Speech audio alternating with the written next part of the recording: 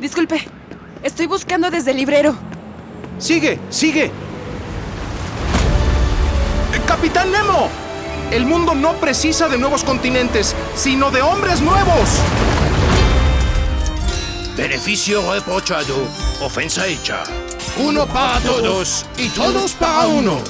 La bravura siempre es respetada, incluso en un enemigo. ¡Sigue! ¡Ale! Gracias, D'Artagnan.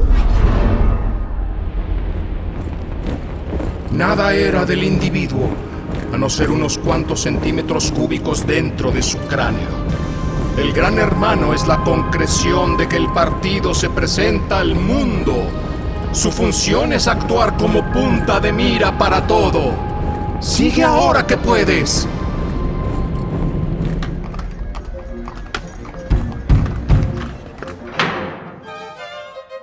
Divide tu día en partes y a cada una asígnale una tarea, sin dejar un cuarto de hora, 10 minutos ni 5 siquiera sin algo que hacer.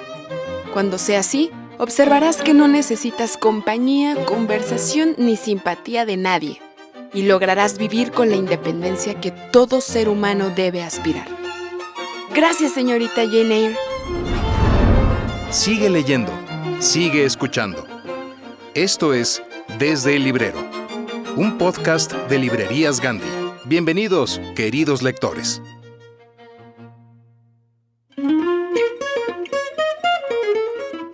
Hola queridos escuchas, ¿cómo están? Yo soy Yara Vidal. Ya tenemos el nuevo programa de esta semana, donde platiqué con Alice Kellen. Para los que no conocen a Alice Kellen, que ha vivido abajo de una piedra, les cuento que ella es valenciana, nació en 1989, es una escritora, por supuesto, española, de literatura romántica juvenil y adulta. Comenzó su carrera como escritora en el 2013 con Llévame a cualquier lugar y ha seguido publicando hasta la actualidad. Ya cuenta con más de 15 libros en el mercado. Bueno, lo digo que mientras estamos hablando ya debe estar terminando el 16, el 16º. Entonces, pues sin más, les doy la bienvenida a este programa. Vamos a contar con la participación de Mariana Aguilar con la sección de Horrores de Redactores y nuestro equipo guionista hizo musicales. La literatura rusa en la música. También les traemos otra entrevista, Mercedes Alvarado, poeta mexicana. Y bueno, pues vamos a escuchar lo que la llevó a comenzar a escribir poesía, su amor por la lectura y su más reciente obra. También por la reciente muerte de Goran Petrovich, Aura García Junco nos regala unas palabras homenajeando su trabajo y su vida. Y espero sea de su agrado, comenzamos. Desde el Librero presenta Horrores de Redactores. Queridos lectores, bienvenidos a esta sección en la que analizamos algunas reglas gramaticales y otros aspectos de la lengua española. El día de hoy nos vamos a ir hasta las raíces de nuestro idioma, es decir, el latín. Algunas expresiones que utilizamos cotidianamente terminan asentándose en el uso y se les llama locuciones. Las locuciones latinas son muy usuales en nuestra lengua, pues el latín tiene la capacidad de ser sintético y por eso utilizamos algunas expresiones como modus vivendi o per se. Hoy vamos a platicar acerca de algunas de las más usuales y además de cómo deben escribirse estas locuciones latinas. Por tratarse de extranjerismos, se escriben en cursiva y bueno, en las ocasiones en las que no tenemos acceso a las letras cursivas, como en la escritura en redes sociales, las usaremos entre comillas. Además, las locuciones latinas debemos usarlas sin acentuación gráfica, es decir, sin tildes. Pero platiquemos de algunas de las más comunes. Cuando queremos ofrecer un panorama del tema del que vamos a hablar, decimos que daremos una explicación grosso modo, y esto significa a grandes rasgos. Atención.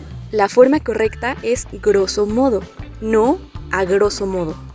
¿Y qué tal cuando queremos expresar que una acción se hace inmediatamente, en el acto? En este caso utilizamos la locución latina ipso facto. Por ejemplo, llamó a la policía ipso facto. Uno de los errores más comunes en esta locución es decir o escribir de ipso facto. Entonces, no hay que agregar nunca la preposición de, que es propia del español. Ahora vamos a hablar de dos expresiones parecidas, modus operandi y modus vivendi. La primera, modus operandi, significa literalmente el modo de obrar y la utilizamos cuando hablamos del procedimiento que una persona sigue para realizar una acción. Por ejemplo, los estafadores tenían el modus operandi de envolver con el discurso a sus víctimas. En cambio, modus vivendi significa modo de vivir y lo utilizamos para hablar de aquella acción o labor a través de la cual las personas logran su sustento. Por ejemplo, su modus vivendi es la carpintería. Otra locución latina súper conocida es vox populi, que significa voz pública o voz del pueblo, y la utilizamos cuando queremos denotar que algo es sumamente conocido por todas las personas. Atención, no debemos decir vox populi, sino vox populi. Finalmente, un error súper común en el uso de las locuciones latinas está en cambiar la preposición latina in por en, es decir, trasladarla al español. De esta forma, debemos escribir in situ y no en situ para hablar de cuando algo se ubica en un lugar específico. Y también debemos decir in crescendo y no en crescendo cuando hablemos del aumento progresivo de algo, es decir, cuando la intensidad va creciendo. Esto se usa especialmente en cuestiones del sonido. Por ejemplo, una voz in crescendo. Las locuciones latinas son una herramienta increíble para expresarnos de una manera culta o para diversificar el estilo de nuestros textos. Pero, por supuesto, no hay que abusar de ellas y siempre hay que corroborar que las estemos escribiendo de la manera correcta. Esto fue Horrores de Redactores y les envío un gran abrazo.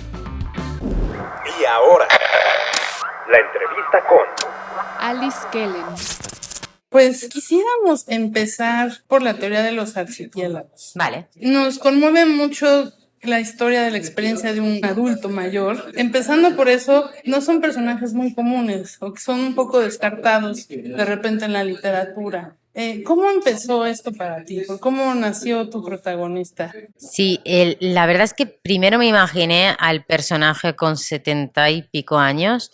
En realidad estaba en el pueblo pasando unas vacaciones y vi a un señor mayor, ¿no?, sentado en un banquito, y siempre cuando veo a la gente mayor, ¿no?, me pregunto qué habrá sido de sus vidas, ¿no?, y cómo se ven tus recuerdos, ¿no?, tus memorias cuando ya estás en ese momento, ¿no?, cuando ya ha pasado todo, porque creo que la perspectiva es muy diferente. Y entonces me pregunté, pues bueno, sobre un personaje, ¿no?, que tuviese esa edad y que de pronto recordase, ¿no?, un amor que hubiese vivido durante un verano.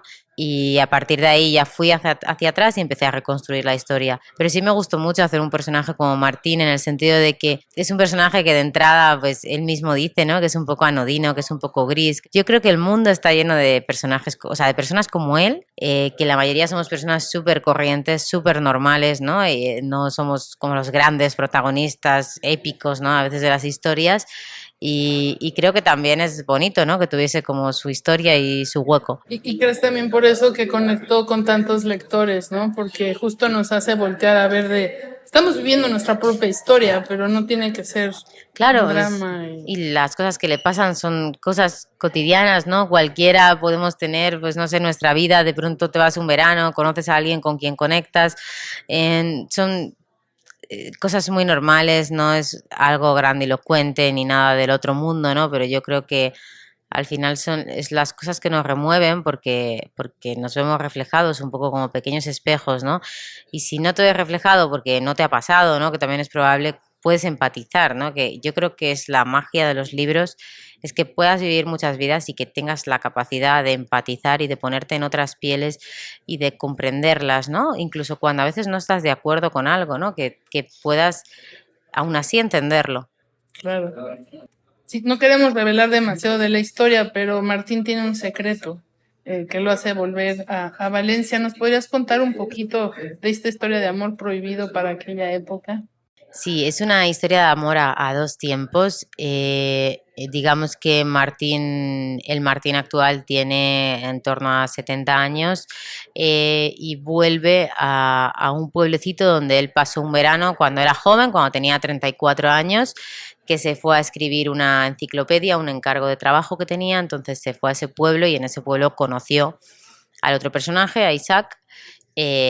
Y bueno, y durante un verano compartieron muchas cosas y vamos desgranando, vamos conociendo poco a poco qué fue lo que pasó entonces, qué es lo que va a pasar ahora, y un poco habla de, bueno, de las decisiones que tomamos, de los vínculos, de la vida, de, bueno, pues todas estas cosas que a veces se escapan de control, ¿no? Y que digamos que no somos capaces de sostener las riendas. Cuando tú tengas esa edad, ¿qué piensas que sería como lo mejor y lo peor que pudo haber pasado? Como en una remontada de tus recuerdos. Ostras, creo que es de las preguntas más complicadas y originales que me han hecho hasta ahora. No lo sé, pero da vértigo pensarlo, ¿no? Yo, sobre todo, a veces te da miedo. ¿Sabes lo que te da miedo? Hay una película que me gusta mucho que se llama Cinco Lobitos. Salió este año pasado en España y había una frase que decía: a veces una es feliz y no lo sabe. Y da miedo a veces llegar a una edad, ¿no? Y pensar en ese momento que en este momento o hace tanto, ¿no? Lo que tenías y a lo mejor no eras capaz de valorar porque las prisas, porque la vida, porque el trabajo, porque todo lo que llevamos a cuestas en el día a día, ¿no? Yo le tengo pavor a eso, a llegar a ese momento y decir, a lo mejor no saboreaste, ¿no? De la manera que debías hacerlo, ¿no? Cada instante. Sí, puede ser como el peor arrepentimiento. Quizá, sí, probablemente. En teoría de los archipiélagos distingues dos tipos de felicidad: la ordinaria, de los pequeños momentos, y una euforia inmensa de plenitud. Si tuvieras que elegir solo una, ¿cuál te quedarías? ¿O una mezcla de los dos? Es muy complicado, claro, una mezcla de los dos. El problema es que si existiese sería ideal, pero yo creo que es complicado. De entrada, esta felicidad de la euforia obviamente nos tienta a todos porque es una cosa que aparece, ¿no? Y es como un fuego que no puedes apagar. Pero es cierto que conforme yo he ido creciendo, me he vuelto más cómoda, me voy un poco más al otro lado, a la ordinaria, un poco a la serenidad, a la calma, ¿no? Más que a la alegría y a la euforia, ¿no? Porque buscas un poco tener como tranquilidad en tu vida. Sí que sientes que te pierdes esa otra parte, pero bueno, esto es lo malo, ¿no? Lo que hablábamos de cómo verás la vida dentro de muchos años. Lo malo es que con cada decisión que tomes estás abandonando otra. Esa es la parte mala y que no es un simulacro, que no tenemos otra vida para probar por el otro lado. Exacto, pero tal vez perdura más la calma. Sí, probablemente perdure más la calma. Este año también publicaste Donde todo brilla. Sí. En él conocemos a dos personajes que nacen con pocos minutos de diferencia y se conocen de toda la vida. Al principio parece que están destinados a estar juntos. ¿Por qué te interesó explorar a estos dos personajes desde su nacimiento y, bueno, lo que ocurre después? Bueno, me parecía un poco simbólico porque en cierto modo llegan a la vez, pero luego sus vidas, ¿no? Como sus caminos al principio están muy juntos durante la infancia, casi a la par, y luego conforme van creciendo se van bifurcando, se van separando, se van distanciando, a veces se cruzan, a veces se... Bueno, no es un poco esto que pasa, ¿no? En ocasiones incluso con los propios amigos, ¿no? De la infancia. Y me gustó que cada uno me permitía explorar cosas diferentes, pero siempre había como un punto de unión, ¿no? Un cruce, ¿no? En el que volvían a estar. Entonces fue divertido, digamos, cogerlos desde el principio y darles la mano y hasta el final. Y ellos también, Nicky y River, no saben justo eso que esperan. También a los lectores nos sorprende mucho el rumbo que toman cada uno. ¿Por qué decidiste que sus caminos fueran inusuales? Y lo que es que no quiero decir, es que si digo algo voy a revelar, entonces me Ya. Bueno, yo creo que al final la gracia un poco de esta historia es que cada uno, ¿no? Cuando los ves de niños, cada uno tiene una personalidad muy marcada, como que tenía muy claro hacia dónde quería que fuese su vida, y luego lo que pasa es precisamente la vida. Entonces, digamos que todo lo que tenían planeado salta por los aires, que es lo que suele ocurrir, porque, bueno, está bien, ¿no?, que tengamos metas y que tengamos objetivos, pero yo creo que a todos nos pasa que luego se suceden cosas que no podemos controlar porque todo es muy aleatorio.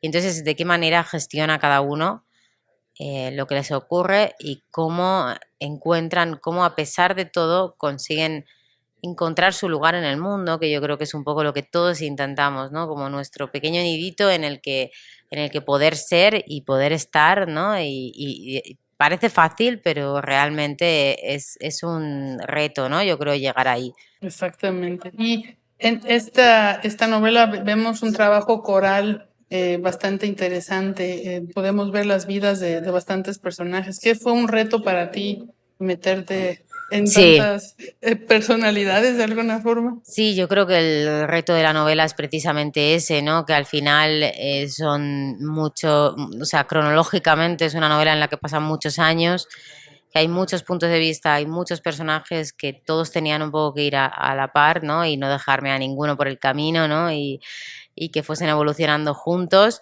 que fuesen un poco un abrazo de la historia principal, pero que tampoco la opacasen. Entonces, bueno, mantener el equilibrio en esta historia yo creo que ha sido lo más complicado. ¿Y tú necesitas como escritora retos también para mantenerte como...? Sí, claramente. O sea, eso es lo que a mí peor me puede venir como autora es tener la sensación de que ya he hecho una novela porque llevo muy mal el aburrimiento. No, creo que no lo gestiono bien. No, es verdad que me gusta divertirme con cada novela, me gusta que me suponga un quebradero de cabeza, sufrirla, ¿no? Porque si la sufres es la buena dirección. Si la sufres es que la estás viviendo intensamente y que estás metida y que estás intentando dar lo mejor de ti, ¿no? Entonces, al final intento, no sé, hacer cosas diferentes que me motiven a mí y que escribir siga siendo un poco como empezó cuando era una niña, que siga siendo un juego, que siga siendo divertido. Genial.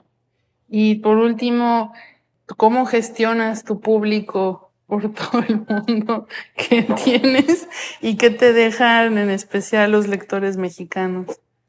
Ya, bueno, yo tengo mucha suerte, la verdad, de tener las lectoras y los lectores que tengo. Me siento muy afortunada y en concreto aquí en México la verdad es que me han tratado muy bien. Es un público súper acogedor, súper cálido, muy cálido y también muy amable. O sea, no sé, ha sido la experiencia que tuve en la firma, fue muy bonita.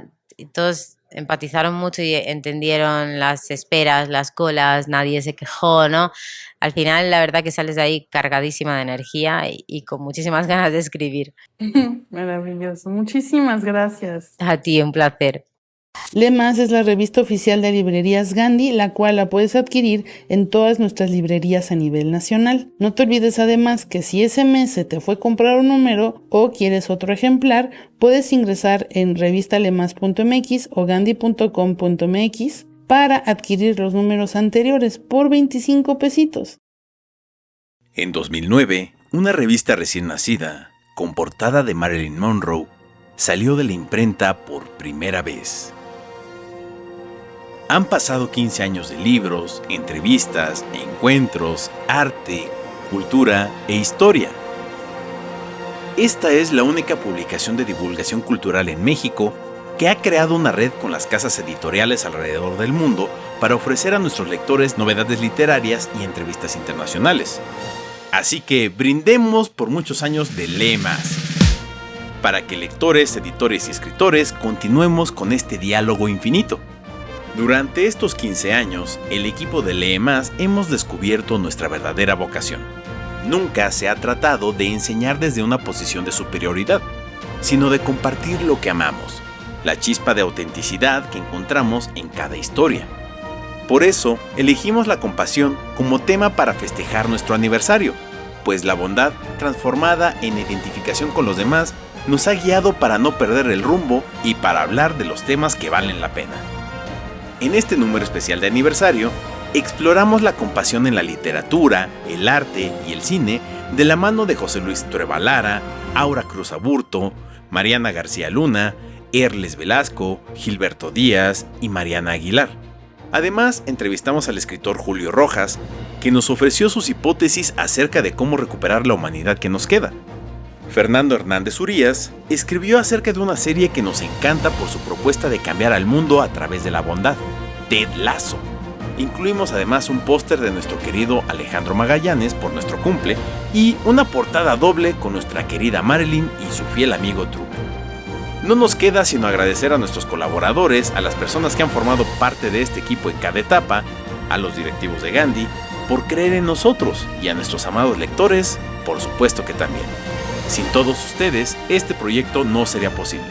Gracias por acompañarnos durante estos 15 años y consigan este número en librerías Gandhi, gandhi.com.mx y revista leemas.mx y bailemos el vals con la quinceañera.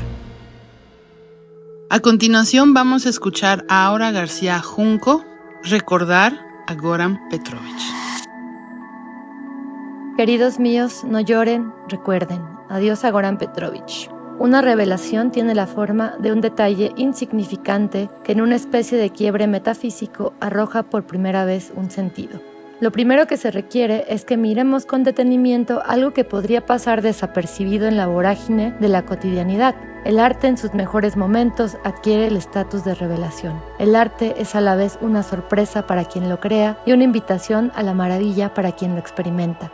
El arte no es pasivo, se habita y te habita. Mucho de eso lo aprendí del escritor serbio Goran Petrovich, nacido el 1 de julio de 1961 en Kraljevo y fallecido el 26 de enero de 2024 en Belgrado. En 2003, Sexto Piso, una editorial nueva, recibió de Dubravka Šuščević, Buba, la propuesta de publicar Atlas descrito por el cielo, una novela que no había sido traducida más que al ruso. Era la primera vez que una traducción del serbio se editaba directamente en México, en vez de ser importada desde España. Dubravka, cuenta en una entrevista, descubrió el libro en uno de sus viajes a Yugoslavia y se enamoró de él. Comenzó a traducirlo por su cuenta y luego buscó al autor para contarle y a una editorial que lo quisiera. Esto es algo que sin duda haría uno de los personajes de Petrovich tan inclinados a enamorarse de los libros hasta querer habitarlos. Cuando leo lo que cuenta Dubravka sobre Atlas descrito por el cielo, me siento muy cerca. No porque yo haya hecho una espléndida traducción de este libro y presentado así al público mexicano a un autor desconocido hasta entonces, sino porque sentí que era un magneto que me impelía a hacer algo con él más allá de su lectura. Volviendo al tema de las revelaciones, ese libro fue una para mí. De inmediato estuve adentro. Me mudé a la sala de estar que habitaban los 8 personajes tiernamente enloquecidos que, en busca de pintar su techo de azul, lo quitaron por completo y dejaron que la pintura fuera el firmamento. Me paré a un lado de la silenciosa Tatiana, quien no hablaba nunca, pero cantaba de vez en vez en una lengua ignota para todos, que propiciaba que a los pensamientos les crecieran alas de plumas más pintorescas, como dijo el serbio. Supe, como decía un cuadro en el libro, que esa noche se verían todas las constelaciones a la vez debido a su canto. Sin saberlo, aspiré a la lectura total de la que habla Petrovich en otro de sus grandes libros, La mano de la buena fortuna. Quise mudarme a vivir a ese Atlas y me pregunté por qué. Encontré muchas respuestas: la estructura inusual del libro, capítulos breves narrados desde un nosotros, los 8 singulares habitantes de una casa sin techo, intercalados con cuadros que describen obras de arte putativas, relatos de sí mismos, el humor dulce, la ternura de unos botones de flores secas, las notas al pie de página que narran desde pequeñas tramas de los personajes hasta entradas de la enciclopedia serpentina, ese palimpsesto que guarda todos los libros de la Torre de Babel. El juego de estos personajes, viviendo en una casa con espejos que permiten ver futuro y pasado, verdad y mentira, tías que aparecen en ellos, venidos desde quién sabe qué exótico país. Todo es el licor de albaricoque. Todos esos rayos de luna que terminan por convertirse en pececillos lunares que solo refulgen durante la noche. El amor no correspondido que pone a suspirar al pequeño murciélago herrero. El brocado, las flores, el olor dulce. Esa poesía, esa exuberancia del lenguaje me fascinó. Fue como una hipnosis. Paré, leí el libro lentamente, no quise terminarlo. Lo recomendé como si se tratara de escrituras sagradas y en cierto sentido lo era para mí. Ese libro me hizo pensar que se puede apostar por la magia, huir del realismo sin perder lo más real, las emociones, que los objetos en un cuarto, los detalles, eran dignos de nuestra mirada siempre y cuando refractaran la suficiente luz, que la forma extravagante de un libro no es más que una manera de invitar a quien lee a un juego de niños, el mejor juego de todos, y que siempre por encima de todo está la palabra. Tenía 25 años y descubrí en este libro muchas de las cosas que quería hacer con mi propia literatura. En cierto sentido, yo también lo traduje. Goran Petrovich es un escritor de la singularidad. Su prosa aspira al detalle casi de manera neurótica. Este preciosismo se ve primero que nada en el lenguaje, cada frase bellamente labrada, cada metáfora con un brillo de cristal, sin sentirse con ello excesivo o rebuscado. Su obsesión con el detalle también abarca las descripciones. Lo dijo en su última visita a México en septiembre del año pasado. Hemos, como sociedad, perdido la capacidad de apreciar el detalle y la literatura corrige eso. Si la vida es una carrera de 100 metros, si la vida transcurre en un parpadeo de la salida a la meta, la literatura debe ser la cámara lenta que nos muestra los músculos de la corredora, su rostro de sorpresa, la expresión de la que quedó en segundo lugar.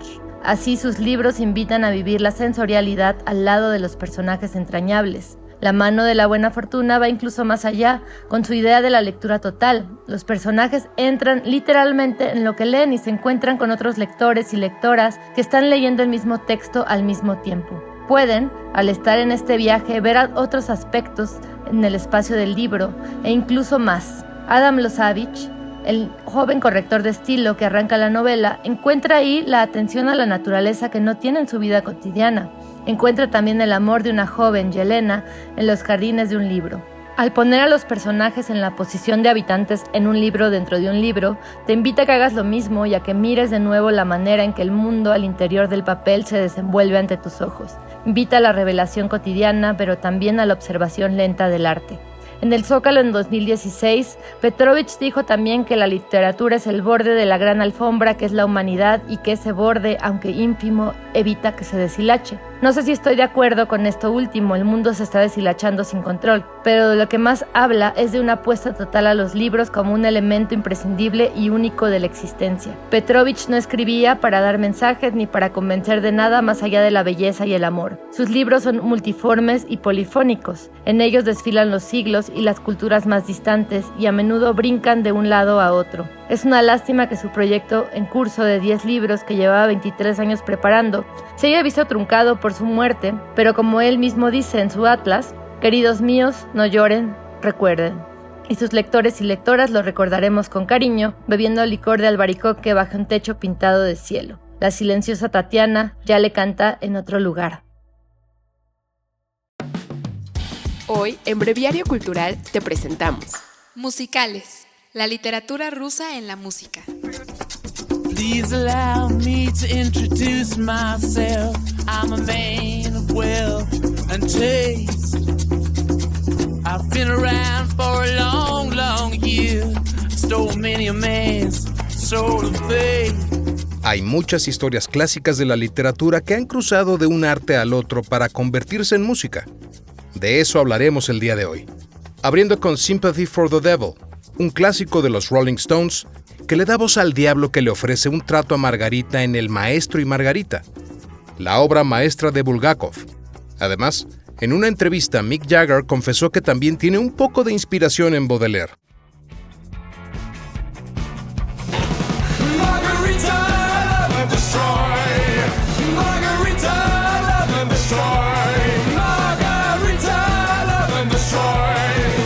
Pero como acabamos de escuchar, los Stones no fueron los únicos que tomaron de inspiración El Maestro y Margarita. Un ejemplo más claro está en Love and Destroy de Franz Ferdinand, donde el músico toma de musa a la misma Margarita, una representación de la pasión de Bulgakov, quien en la historia hace un pacto para obtener conocimiento y libertad.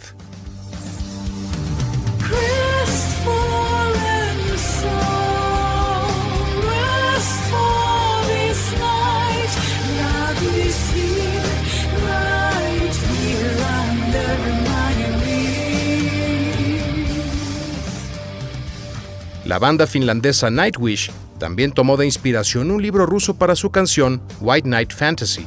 En esta ocasión, Noches Blancas de Fyodor Dostoyevsky, capturando la atmósfera romántica y melancólica de la novela y abordando temas como la soledad, la búsqueda del amor y la añoranza de la conexión humana, evocando imágenes del autor en el momento en el que los personajes se encuentran para vivir en la ciudad una fantasía. Light of my life.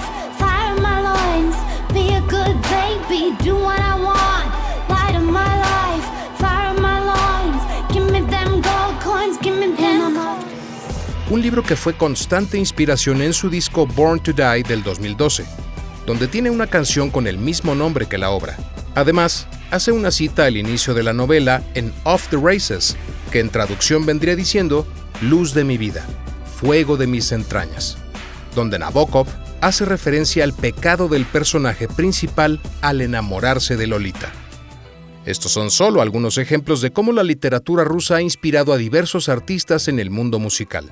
¿Y tú? ¿Conoces otras canciones? Y ahora, la entrevista con Mercedes Alvarado. Mercedes Alvarado es autora de Nombres Propios, que fue publicado en Elefanta a finales del año pasado, Días de Luz Larga del 2020 y Apuntes de algún tiempo en Verso Destierro de 2013. En el 2017 escribió y produjo Y hasta la muerte amar, proyecto de poesía con ilustración y música. Ha producido 3 cortometrajes y parte de su trabajo se ha publicado en México, Estados Unidos, España, Portugal, Noruega, Colombia y Perú. Algunos de sus poemas han formado parte de espectáculos escénicos en Noruega, Suecia, Indonesia y México. Imparte talleres y cursos sobre poesía mexicana, escrita por mujeres y talleres de creación literaria. Coordina el ciclo de lecturas públicas Lo que dicen las poetas en el Museo del Telégrafo y forma parte del consejo asesor del Encuentro de Poetas Jóvenes de Morelia. Su más reciente poemario es Nombres Propios. Fue reconocido como Libro del Año en el 2023 en la categoría de no ficción de las distinciones de la industria editorial mexicana. A continuación vamos a escuchar la plática que Mercedes Alvarado sostuvo con José Luis Trueba Lara. Espero que sea de su agrado. Yuri, ¿cómo estás? ¿Cómo amaneciste? Bueno, no, ¿cómo entardeciste? Cuéntanos todos los chismes, vamos a entrarle. ¿Cómo estás, José Luis? Pues bien contento acá de platicar contigo de este libro nuevo. Me parece sensacional. Oye, te voy a hacer una pregunta muy rara, pero hay que empezar por algún lado. Venga. A mí nunca me ha pasado, pero a lo mejor a ti sí.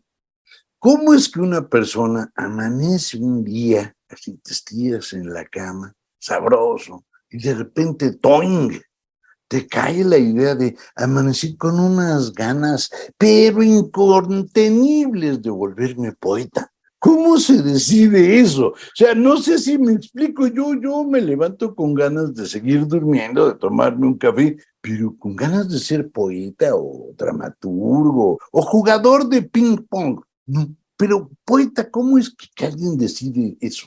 Bueno, yo también me levanto con ganas de tomarme un café. O sea, a veces tengo ganas de otras cosas y a veces no tengo ganas de cosas, pero lo del café, eso todos los días. Perfecto.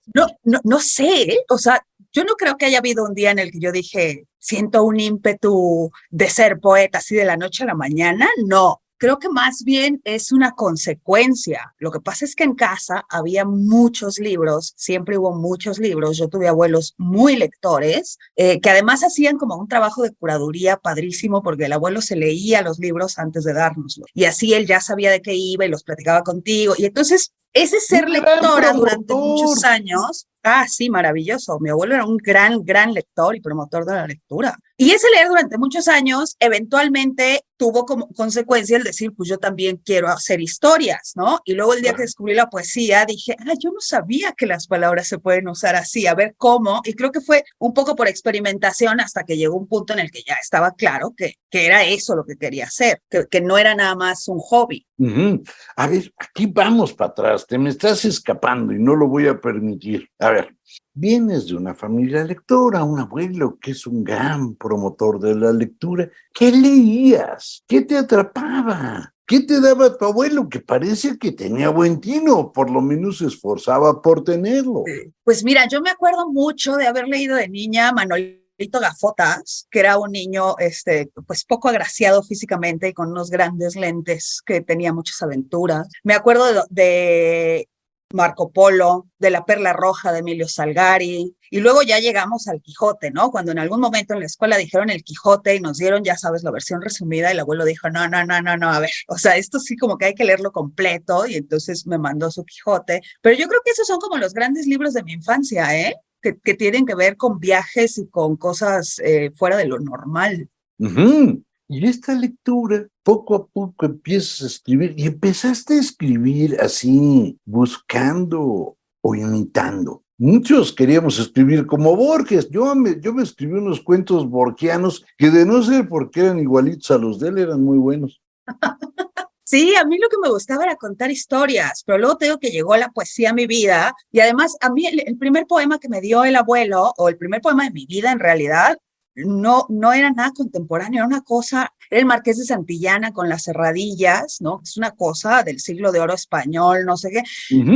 Pero a mí me gustaba mucho que el poema iba contando una historia y que además sonaba, ¿no? Que tenía esta cosa de la música. Entonces yo creo que ahí fue donde dije, a mí como que esto me gusta, como que suena bien. ¿Y cómo te formas ya como poeta? Pues leyendo, José Luis, porque yo no estudié literatura, yo estudié comunicación. Luego, bueno, pues he ido a muchos talleres con grandes poetas, pero en realidad fue leyendo y leyendo y leyendo y por puro necia, ¿eh? O sea, por necia, por decir, yo quiero más y quiero más y quiero más. ¿Y en esos talleres con quién estuviste? Ese siempre es un gran chisme. Pues mira, he tomado taller con María Baranda, con Kira Galván, con Ricardo Yáñez, con Juan Carlos Mestre, con Carmen Boullosa. Yo la verdad es que donde veo un escritor o escritora que me gusta, digo, yo quiero aprender, ¿no? A ver, díganme, a ver qué puedo aprender aquí. Sí, yo creo que soy muy teta en ese sentido, ¿eh? A mí siempre me gusta estar como escuchando a ver qué se me pega, qué aprendo, qué cosas nuevas hay, ¿no? Ajá, ¿y qué aprendiste con ellos, por ejemplo? Cuéntame una de esas. Híjole, muchas cosas. Pues mira, con Mestre la poesía de la imaginación y esos universos que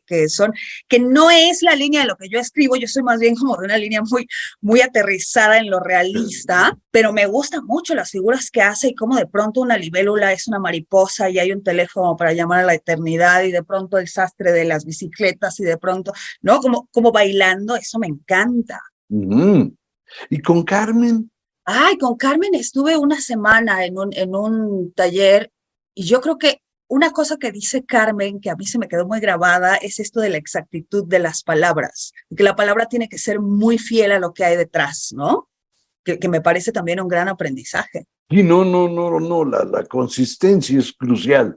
Sin consistencia no hay poesía y no hay literatura, hay frases de superación personal, digo, para decirlo a las claras, o sea, son otra cosa.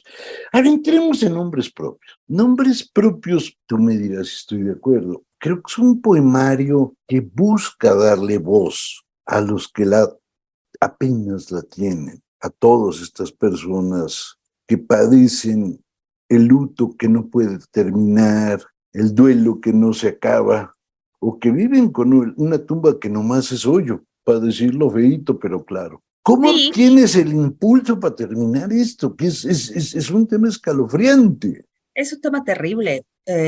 Yo creo que nadie querría escribir estas cosas, ¿no?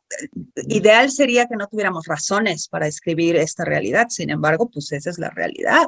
Y sí, es un libro en el que yo estoy hablando de esos duelos que, como bien dices, son inconclusos, porque tú no puedes cerrar un duelo si no tienes un cuerpo o si no tienes al menos la certeza de la muerte, ¿no? Porque una cosa es que una se imagine que después de muchísimos años de estar desaparecidos, muy probablemente ya no están vivos, y otra cosa es que lo sepas y que tengas un cuerpo para enterrar. Y de alguna manera, ¿sabes qué pasa también? Que esos duelos se van haciendo un poco duelos cancelados, por decirlo de alguna forma. Es decir, estamos como en esta inercia de busquemos, y tenemos que entrarle al activismo y tenemos que entrarle a la búsqueda y tenemos que entrarle a muchas cosas, y eso hace que no tengas tanto derecho al duelo. Me parece que el tema de los desaparecidos lo que hace en la faceta más humana, que al final es de lo que a mí me interesaba hablar en este libro, es eso, que te niegan el derecho al duelo, porque no tienes tiempo para sentarte a llorar, porque estás saliendo a buscar, porque estás yendo al MP, a la fiscalía, al no sé qué, a la marcha, y además creo que también hay hasta un poco de culpa, ¿sabes? ¿Cómo me voy a sentar a llorar si lo urgente ahora es hacer algo, aunque tampoco sepas exactamente qué hay que hacer? Claro, y aparte con una mirada que se te va curtiendo de tantas veces que vas al CEMEFO, y vamos, no es una. En ese sentido, la poesía en nombres propios es una manera de dar la voz o de denunciar. Perdón que haga una pregunta tan rara, Pero son dos cosas absolutamente distintas. Pero yo creo que las dos. Por un lado es el decir, aquí estamos quienes nos quedamos en estos duelos suspendidos y sí existimos, ¿no? Porque se habla un montón de los desaparecidos, las desaparecidas, las víctimas de feminicidio, pero hay un montón de víctimas que no son necesariamente en la narrativa oficial, en los periódicos, no son las protagonistas de la historia, aunque son las que están sosteniéndose, ¿no? Unas a otras. Y creo que también es una manera de invitar a que haya esa reflexión, ¿no? Es decir, ya sabemos todas y todos qué es lo que está pasando. No hay ningún secreto que en México tenemos una situación gravísima, eso todos lo sabemos. Pero ¿qué pasa con nuestra humanidad?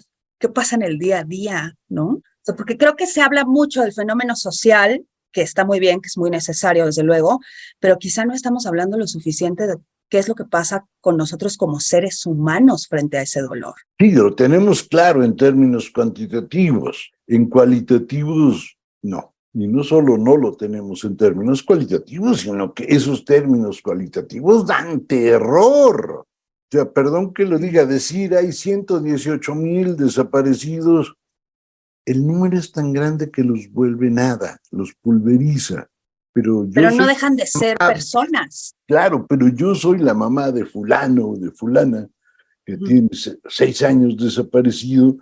Eso es cuerpo, eso es cara, eso es carne. Es día a día. Propios.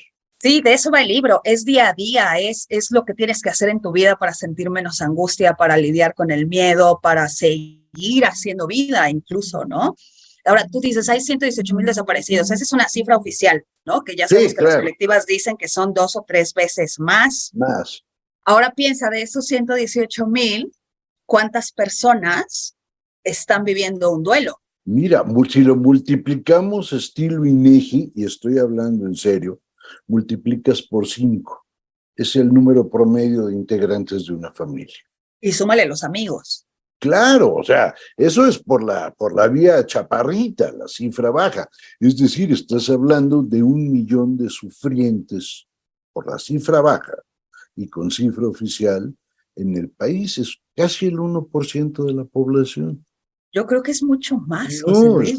Yo creo que de alguna manera ya todas y todos estamos atravesados por esto, porque incluso si no tienes un desaparecido en casa o en tu primer círculo, sí que tienes miedo de salir a la calle, sí que tienes tensiones, sí que te da angustia que tus hijas anden afuera en la noche, sí que como mujer empiezas a sentir como este miedo de la ciudad y de lo que significa moverse sola, ¿no? Claro. Entonces ya creo que no es un tema que sea ajeno para ninguno de nosotros en realidad. Es una ciudad donde yo te saludo, no me conoces y sí te doy miedo. Digo, no, y conste que no soy muy amenazante, bueno, tengo esa impresión, pero sí te roban todo eso. ¿Cómo le haces para aguantar? Y lo digo muy, muy en serio. Todos los poemas, ¿cómo le haces para aguantar 70 y tantas páginas de poesía metida en ese horror? Yo con uno tenía y decía, ha sido un gusto, adiós. Pero aguantar, digo, por supuesto, las 70 páginas es una mentira, son más y hay algunas ilustraciones, en fin, pero ¿cómo le haces para crear un poemario? ¿Cómo terminas? Lo que pasa es que es un poemario que se fue formando a lo largo de muchos, muchos años. Yo te diría que es una década en realidad, ¿no? El primer poema que yo escribí de este libro lo escribí en 2012. Y entonces yo no pensaba desde luego en ese momento que eso iba a ser un libro. Más bien es que el tema me ocupa de manera directa porque viene de una experiencia personal, ¿no? Desde la primera persona. Y entonces se fueron acumulando los textos a lo largo de los años hasta que llegó un punto en el que dije, bueno, me parece que esto hay que darle salida porque es importante también decirlo. Y también es que hay que apagar la cabeza, ¿no? Yo te diría que el proceso del último año en el que ya estaba yo trabajando de manera consciente en el libro, pensando en eso, en que iba a ser un libro, sí fue muy pesado, fue emocionalmente muy desgastante. Hombre. Y entonces hay que apagar el cerebro. Yo llegó un punto en el que dije, ya no voy a ver noticias que tengan que ver con estos temas, ya no voy a leer nada, ¿no? Me voy a pasar 3 días sin meterle nada de información a mi cerebro, porque si no lo separas, pues efectivamente es demasiado abrumador, no puedes. Uy, sí suena bien. Ahora pasemos a otra parte del libro, perdón, hablemos de otra parte que a mí me encantó. He de contarles a ustedes que están del otro lado del vídeo que el libro tiene unas acuarelas bellísimas, pero hacen una cosa sensacional. Las toman como con un macro zoom y ves toda la textura del papel. Estos como chipotitos que se ven aquí, que parece piel de puerquito, es la textura del papel. Bien, y aquí están las gotitas dejadas caer del pincel. Esto, aunque ustedes no lo crean, debe ser una marinolita así, en la vida real muy chico, por cómo se ve la textura, debe ser mucho menor. Bien listo. ¿Cómo trabajaste con el Bronson? El diseño editorial es de Jorge Bronson, efectivamente, que me gusta mucho su trabajo. Ya habíamos trabajado juntos en el libro anterior, en Días de Luz Larga, que también hizo unas ilustraciones mucho más concretas, ¿no? En otra línea, digamos, son libros muy distintos. Y fíjate que ahí lo platicamos con Emiliano Becerril, también, que es el editor de Elefanta, y pensábamos que nos gustaría un libro otra vez que tuviera este elemento visual, porque me parece que complementa el discurso y hace otro discurso, ¿no? Tienes como la parte visual y la parte de la palabra que genera ahí otra cosa. Pero también decíamos, es que no puede ser algo concreto, o sea, ¿qué cosa concreta hay para esto? Porque es un libro rudo en términos emocionales, son temas bien complicados. Y entonces ahí Jorge tuvo esta maravillosa idea de usar estas manchas de tinta y estas acuarelas, que a mí me parece que está muy bien, porque es así, no es todo el tiempo negrura, no es blanco y negro, tampoco es una degradación limpia, ¿no? Me parece que esas ilustraciones, o sea, esa parte gráfica del libro también le da esta sensación que es real, de saber que navegamos un poco en ese sentimiento, ¿no? Y habrá partes que son más claras, partes que son más oscuras y todos sus puntos intermedios sin que tenga formas definidas. Entonces, a mí me gustó mucho cómo quedó. A mí me parece buenísimo porque, digo, lo que voy a decir es una obviedad, pero quiero que quede claro. Ilustrar un poema es complicadísimo y trabajar con un poema que está dedicado a un duelo que no se cierra, pues está peor. Es mucho, mucho más difícil, es más cuesta arriba. Y entonces lo que hizo Bronson es precioso, porque son algunas de una tristeza de perro amarillo. Compren el libro, si lo compran van a ver esta maravilla, o sea, pero está preciosa. La antepenúltima la ven y es entre el horror y la tristeza. Las dos cosas juntas ahí metidas. Tú fuiste escogiendo la parte de la ilustración, ¿trabajabas hombro con él o le soltaste la rienda? No, a mí me gusta ya habíamos trabajado juntos en el libro anterior, entonces ya le tengo como muchísima confianza al trabajo de Bronson porque me gusta y porque la vez pasada salió muy bien también.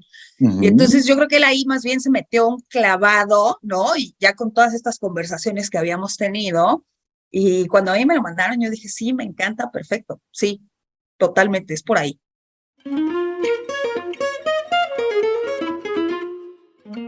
Amigos, les recuerdo que tenemos mucho contenido para ustedes que los espera en mascultura.mx, revistalemas.mx, donde ya pueden ver además la revista de nuestra quinceañera.